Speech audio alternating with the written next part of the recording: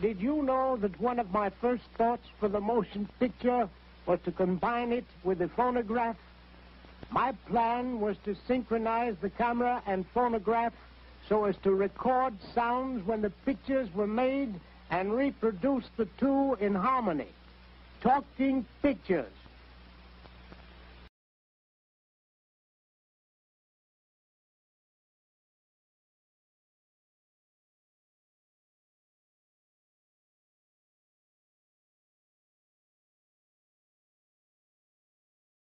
Through a projector in his office, he showed the first home movies.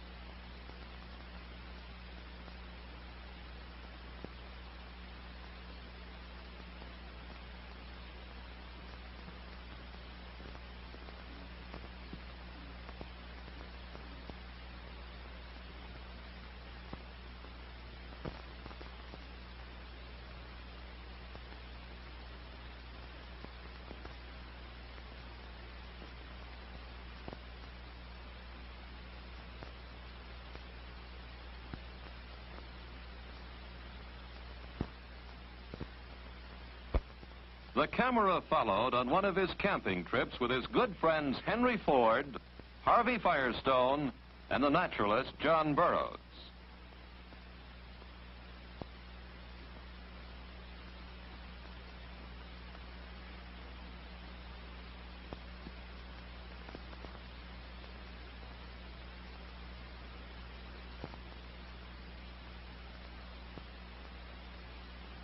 But in the ripe years of his life, he found it good sometimes to rest from the hard job of being a wizard. At his winter home in Fort Myers, Florida, his family and friends would gather round. What do I think of Einstein's theory? I don't think anything of it, because I don't understand it. And he liked to drive around the grounds of Fort Myers in a car given him by an old and grateful friend, Henry Ford, whose early experiments with a combustion engine Edison had encouraged. And he liked to sit and look at nature.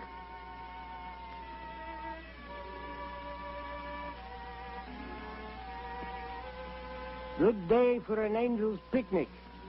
They could lunch on the smell of flowers and new mown hay, drink the moisture of the air, and dance to the hum of the bees.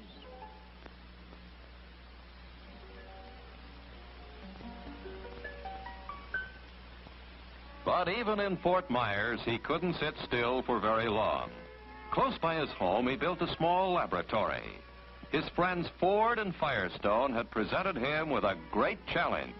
Could he find a domestic source of natural rubber?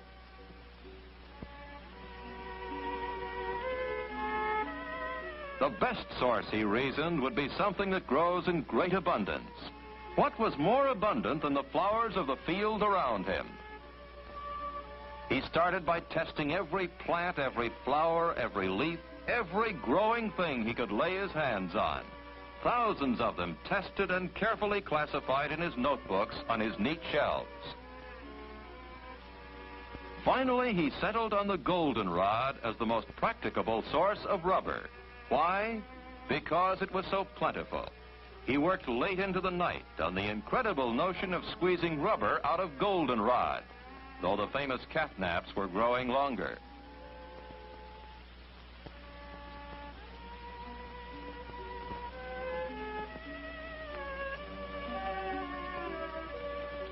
He didn't give up until, out of the lowly goldenrod, he actually produced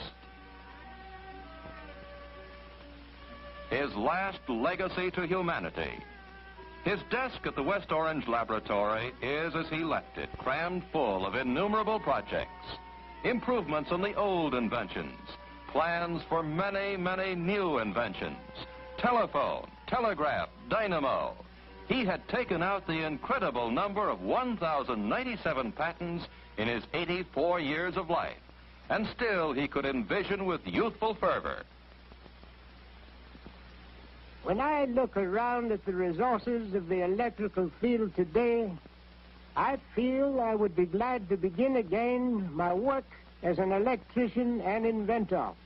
And we veterans can only urge upon our successors, the younger followers of Franklin and of Kelvin, to realize the measure of their opportunities and to rise to the height of their responsibilities in this day of electricity.